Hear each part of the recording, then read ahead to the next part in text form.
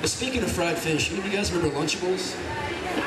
I used to love Lunchables, because when you were a kid, that's how you made friends in elementary school. You brought a Lunchable to school, you shared it with all your friends. But that's kind of the opposite in high school. If you bring a Lunchable to school, everybody's going to part like the Red Sea as you walk by and go eat your sad, lonely meal by yourself. But I don't really respect the guy who eats a Lunchable anyway, because the serving sizes are like, what, 5 crackers? So that's like an odd number, so you get 2 cracker sandwiches and one missing a top layer. You get like ham, half a slice of cheese, like a trick-or-treat candy for dessert. Can I have like 4 more of these, please? I suggest like bigger Lunchables. I don't think little kids appreciate instant lunch in a box. I think we should have huge Lunchables. I mean, imagine bringing that to high school. Probably still wouldn't make friends, but at least you know how to eat. So. I'm going to apologize for this next joke. I know I'm new at this, but it's a fart joke. I'm sorry.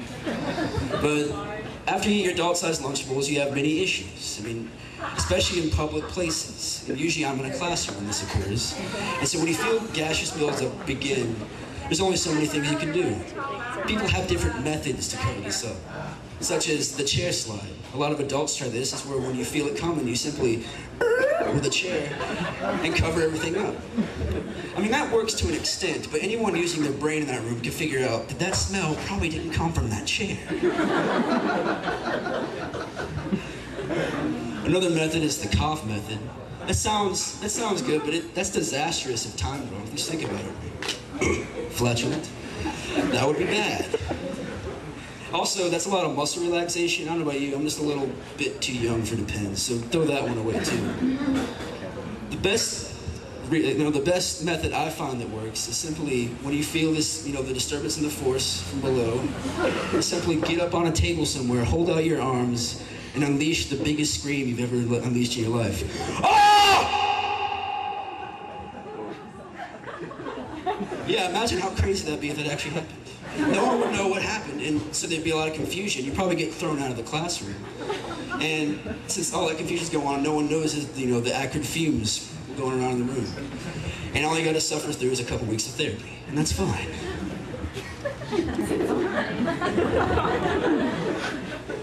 Now I know what you guys are thinking, who raised this kid? Well, actually my parents are right there, so. I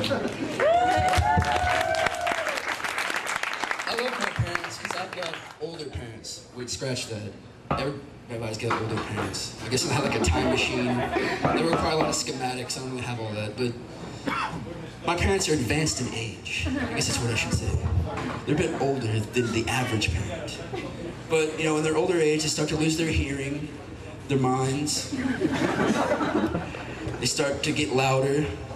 They start losing their minds. But, like, my dad has a nickname in my family. My mom calls him the repeater, because he repeats everything my mom says. Everything. Like, their favorite question to ask my family is, hey, Duncan, you got work today? And like 2 seconds later after I answer, my dad always asks it again. I used to think it only was my mom, though, but I was actually watching the news the other night, and the guy came on and was like, hey, kids, it's gonna rain tomorrow, bring an umbrella. And says, oh, I need to bring an umbrella. I don't know why I sound like Fat Albert. That was weird. But I thought that, and then my dad looked over and was like, hey, I need to bring an umbrella. I'm like, I think I just heard that. I'm not sure, though. But as weird as my dad sounds, my mom is even stranger. Like, I love my mom. She's a sweet lady. But in her older age, she developed this banshee-like Tourette's. Every time she says my name, it's kind of like this. Now I get home, and I hear this, like, every day. I get home, I go upstairs from school, and I'll hear my mom go, oh, Mom needs me. So I go downstairs. And my mom's on like her Facebook games. She turns over, she looks at me, she's like, oh, how was your day? Oh, my day was fine.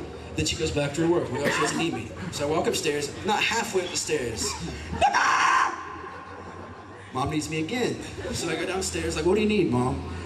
How was school today? I'm pretty sure you kind of asked that question already, but I'll answer it again. It was fine. And she goes back to her Facebook games. I'm like, she's done now, but I'm not even out of the room this time. I hear it.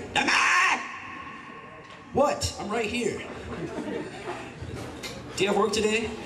And not 2 seconds later, my dad, the parrot, pops in. You got work today, son? You know what? I'm running away. I didn't run away. When I think about my parents, I think about when I was like a little kid. I don't know if you guys remember this. It was like this skateboard fad going around when you were a kid. And I thought I was one of the cool kids because I thought I could skateboard. Mostly just down hills, and that was about all I could do, but I thought I could. And one day I went down this gigantic hill in my neighborhood, and I had to brag about it. But I didn't have much friends, so I went to go brag to my brother. I said, hey Mo, guess what I just did? I went down a huge hill. He's like, no you didn't. I'm like, I did. And so I went over the hill, and you're an idiot at this age. So I wasn't wearing a helmet, wasn't wearing any pads, I was wearing like a t-shirt, some shorts, like flip-flops. And there was this board right in front of me. I got on. Just imagine like throwing like a hunk of ham down a rocky slope. That's pretty much what's about to happen. So I get on this board and I go down, take off. I look back at my brother, give him the thumbs up. And right when I look back, there's a rock that wasn't there before. And right when I see that rock, I realize it's underneath the board. And I realize that I'm flying off the board. And right when I realize that, I black out. I wake up 2 minutes later in pure agony, with my board 10 feet in front of me, and like this blood of, like this trail of blood, tears, and flesh stuck in the concrete. And my brother had to carry me home that day. So I learned at a young age, I'm not a very good skateboarder. But I wouldn't even want to be a skateboarder now because there's like these complicated tricks, and like they even have like these complicated boards now. Have you ever heard of ripsticks? Have any of you ever heard of ripsticks? All right, thank you for nodding. And ripsticks, there's something weird about these because they're making skateboards more complicated. On these, you have to like dance to get them to go anywhere. And as you can tell by that embarrassingly bad example, I'm not a very good dancer. And what is that, like a gorilla trying to do the hokey pokey? I don't know what that is. But I'm not very good at skateboarding, so put me on a ripstick, that'd be a disaster. So, yeah, I'm not good at skateboarding. I'm more of a scooter man myself. I don't know if any of you guys are, because scooters are easy. They got handlebars. And to go anywhere, all you gotta do is this. And the favorite trick, bunny hop. I love scooters. I've been to this place called Big Pie in the Sky recently. I don't know if you guys heard of that. It's right down the road. They have this very famous challenge there. It's called Carnivore Challenge. And that sounds pretty awesome, doesn't it? It's like 10 different amounts of meat on one pizza. So it's like an 11-pound pizza that's 38 inches across. This is a challenge. I said, oh, it sounds like a challenge for me. So I drove up, and I get there, and I sit down, and I'm kind of nervous. You know, me, I'm nervous about eating. That's weird. But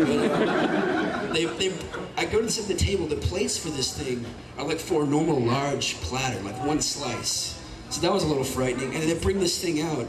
It's got like isthmus of grease on top of it, so you can like take a dive in there and swim around. And they cut it up, they put it out, and then I start eating, and I'm tasting like 10 different animals at once in my mouth. That's a weird sensation. And then the grease eventually exchanged with all my bodily fluids. After a while, I start sweating grease and tasting nothing but grease. And it was pretty hard to get through that meal. But afterwards, I felt like I had a gigantic kid in my stomach, like walking around. It was painful. But as painful as my night was, the next day at school was like 10 times worse for everybody around me. Because imagine me walking down the hallway, ah! Ah! Ah! Like every 5 feet. Let's just say I've seen my psychiatrist a lot lately. Thank you guys, that's it for me. I want to thank you all for coming. You guys rock.